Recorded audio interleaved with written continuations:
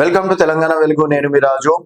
జూబ్లీహిల్స్ ఉప ఎన్నికలు దాదాపుగా అక్టోబర్ లో రాబోతున్నాయి. సో ఉప ఎన్నికల్లో సిట్టింగ్ స్థానాన్ని మళ్ళీ గెలుచుకోవాలని బీఆర్ఎస్, అధికారంలో ఉన్నటువంటి కాంగ్రెస్ పార్టీ ఇప్పుడు ఈ జూబ్లీహిల్స్ ఉప ఎన్నికలు గెలిస్తే నెక్స్ట్ జిహెచ్ఎంసీ ఎన్నికల్లో మేయర్ పీఠం కూడా దక్కించుకోవచ్చు అని చెప్పేసి కాంగ్రెస్, భారతీయ జనతా పార్టీ మాత్రం ఎంపీ ఎన్నికల్లో మాకు 60,000 ఓట్లు వచ్చినాయి, ఇంకొక 15-20,000 ఓట్లు కష్టపడితే డెఫినెట్ గా అక్కడ కాషాయ జెండా ఎగిరేయచ్చు.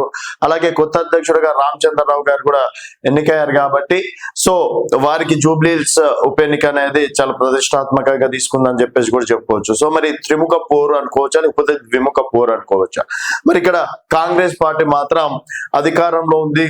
ఇప్పటి వరకు గతంలో చూసుకున్నట్టయితే జిహెచ్ఎంసీలో కేవలం 2-3 స్థానాలు మాత్రమే గెలవగలిగింది. తర్వాత మొన్న జరిగినటువంటి ఎన్నికల్లో ఎమ్మెల్యే ఎన్నికల్లో ఒక్క స్థానం కూడా గెలవలేకపోయింది. తర్వాత ఇక్కడ బీఆర్ఎస్ చూసుకున్నట్టయితే ఆల్రెడీ బీఆర్ఎస్ సిట్టింగ్ స్థానమే అది. మరి మాగంటి గోపినాథ్ భార్యకి ఇవ్వాలని చెప్పేసి ఒక రకంగా వేరే కొంతమంది పేర్లు కూడా బీఆర్ఎస్ పరిశీలిస్తుంది.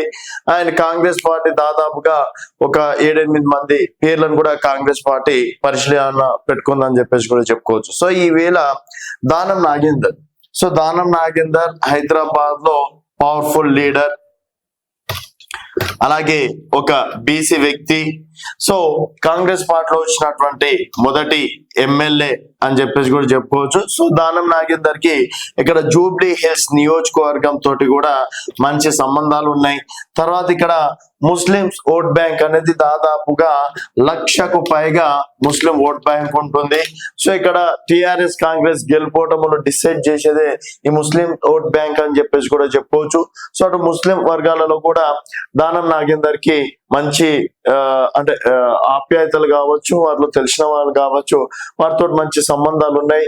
వారితో ఎట్లా మాట్లాడాలి, ఏ విధంగా నడుచుకోవాలనేది కూడా దానం నాగేందర్ కి తెలుసు. సో ఇప్పుడు జూబ్లీహిల్స్ ఉప ఎన్నికల్లో దానం నాగేందర్ పేరు ఎందుకు తీస్తున్నాను అంటే, సో కాంగ్రెస్ పార్టీ దాదాపు ఇంకొక 3 మంత్రి పదవులు అనేది బ్యాలెన్స్ ఉన్నాయి. ఆ 3 మంత్రి పదవులలో ఇప్పటి వరకు అంటే ఆదిలాబాద్ నుంచి ప్రేమ్ సాగర్ రావు కావచ్చు, మంచిర్యాల నియోజకవర్గం, తర్వాత రంగారెడ్డి జిల్లాలో ఇప్పటి వరకు ఎవరికి ఇయ్యలేదు అని చెప్పేసి అదొక ఇష్యూ. తర్వాత కోమటిరెడ్డి రాజగోపాల్ రెడ్డి నాకు కావాలని చెప్పేస్తాను, తర్వాత లంబాడి సామాజిక వర్గానికి సంబంధించి బాలు నాయక్ ఇవ్వాలని చెప్పేస్తాను. ఇట్లా ఎవరి దాని మంత్రి పదవుల కోసం ఢిల్లీ అధిష్టానం దగ్గరికి వెళ్ళడం, వారి యొక్క పదవులు కావచ్చు, వాళ్ళు కాంగ్రెస్ పార్టీలో ఎప్పటి నుంచి ఉన్నారు ఏందనేది వాళ్ళు మాట్లాడుకుంటున్నారు. సో ఇక్కడ దానం నాగేందర్ కూడా మంత్రి పదవి రేస్ లో ఉన్నారు. దానికి కారణం రాబోయేటువంటి జిహెచ్ఎంసీ ఎన్నికలు కావచ్చు, ఇప్పుడు జూబ్లీహిల్స్ ఉప ఎన్నికలు కావచ్చు.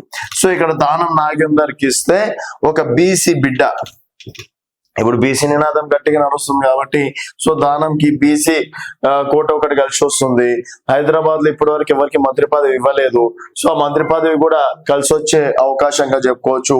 ఆ విధంగా జూబ్లీ హిల్స్ లో ఇటు బీఆర్ఎస్ ని చెక్ పెట్టాలంటే దానం నాగేందర్ కి మంత్రి పదవి ఇవ్వాల్సి ఉంటుందేమో అన్నట్టు కూడా చర్చలు జరుగుతున్నాయి అని చెప్పేసి ఒక రకంగా టాక్. సో అట్లా జూబ్లీ హిల్స్ గెలిస్తే నెక్స్ట్ జిహెచ్ఎంసీ గెలుపు కూడా సులభం అవుతుంది.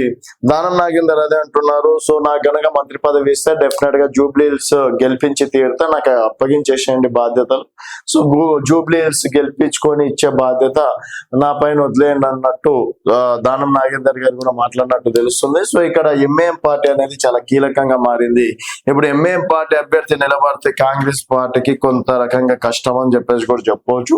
సో ఎంఐఎం పార్టీ కూడా ముస్లిమేతర క్యాండిడేట్ ఎవరైనా నిలబడితే డెఫినెట్ గా మేము మద్దతు ఇస్తాం, ఒకవేళ ముస్లిం వ్యక్తిని నిలబడితే మేము కూడా రంగంలో దిగుతామని చెప్పేసి ఎంఐఎం పార్టీ చెప్తున్నటువంటి నిబంధనలు. ఈవెన్ రీసెంట్ గా హైడ్రా కూడా రంగనాథన్ గారు కూడా ఫాతిమా కాలేజ్ జోలికి వెళ్ళమని చెప్పేసి డైరెక్ట్ స్టేట్మెంట్ ఇచ్చిండ్రు. కేవలం జూబ్లీహిల్స్ ఎన్నికల కోసమే హైడ్రా కూడా ఒక అడుగు వెనక్కి తగ్గిందా అని చెప్పేసి కూడా గుసగుసలు చర్చలు వినిపిస్తున్నాయి. మరి దానం నాగేందర్ కి మంత్రి పదవి ఇచ్చే అవకాశాలు ఎంతవరకు ఉన్నాయి? దానం నాగేందర్ కి మంత్రి పదవి ఇస్తే జూబ్లీహిల్స్ ఉప ఎన్నికల్లో కాంగ్రెస్ పార్టీ గెలుస్తుందని చెప్పేసి మీరు భావిస్తే మీ అభిప్రాయాల కింద కామెంట్ రూపంలో తెలియజేయండి. చూస్తూనే ఉండండి తెలంగాణ వెలుగు.